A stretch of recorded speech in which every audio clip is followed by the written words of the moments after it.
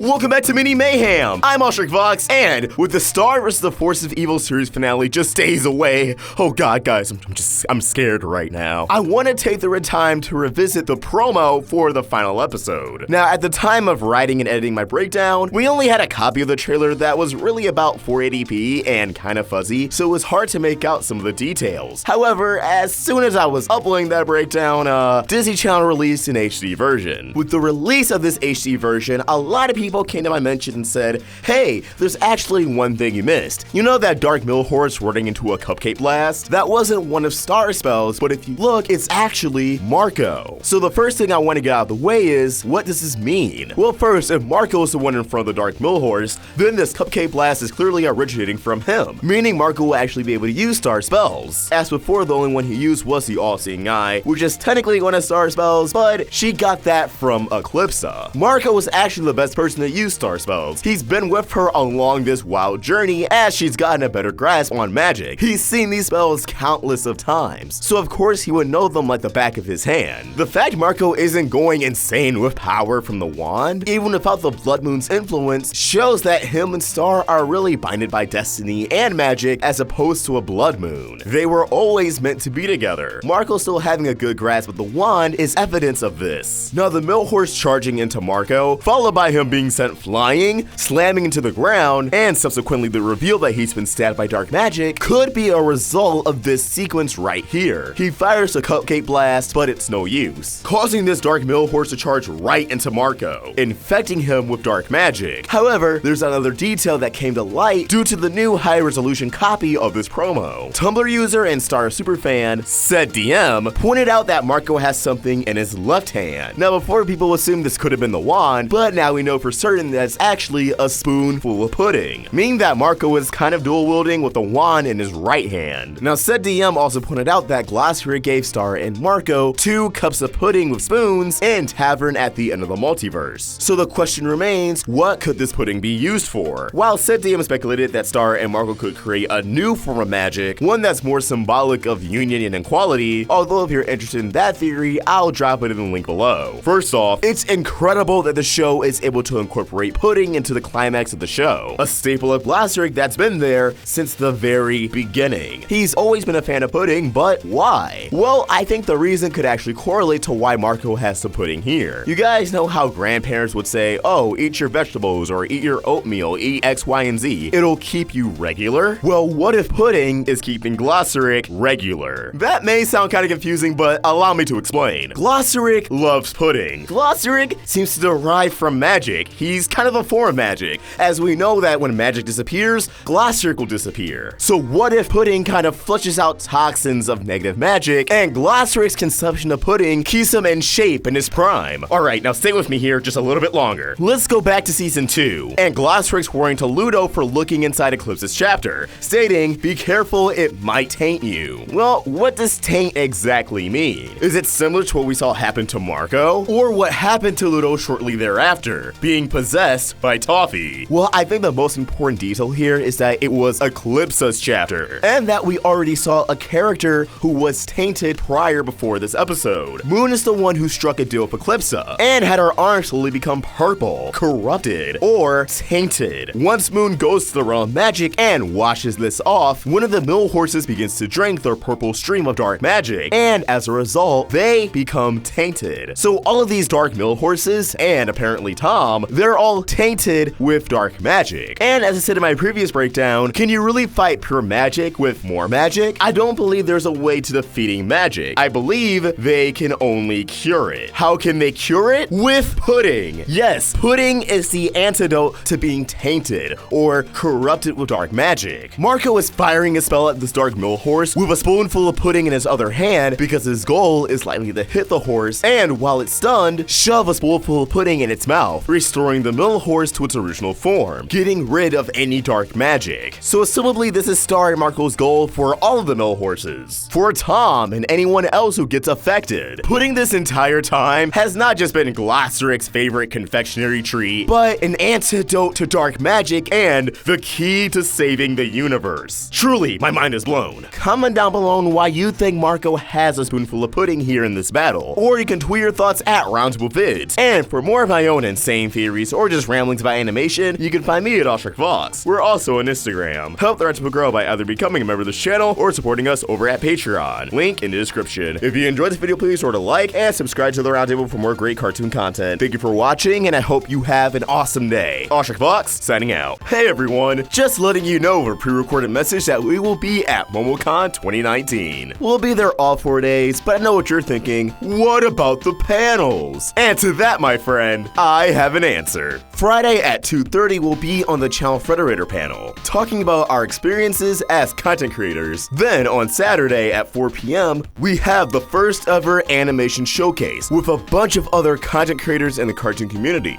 Cosmodor, Robotaxi, Nintendo, Saberspark, you name it. We'll be showing off a bunch of animated projects, such as Hazbin Hotel, whose creator will also be there, Long Gone Gulch, Amoda and Nepson, and more. And yes, we will be showing exclusive footage you cannot see anywhere else. Well, I mean, until the actual panel, where I'm sure it'll be live streamed and you can, but you guys get the point. After that, our final panel will be Saturday at 7. Another Steven Universe of the fan of this panel. Us, Mackenzie Atwood, Slice of Otaku, Rose's Universe, and Michaela Deese, the voice of Amethyst. Oh yeah, did I mention this TV Universe cast will be there? Zach Callison, Dee Magnahall, Michaela Dietz, and Estelle. Well, Estelle's only gonna be on Thursday, but Estelle. Get hyped for MomoCon, guys. It's so close, and I have a feeling it'll be one of the best years yet. Hope to see some of your beautiful faces there.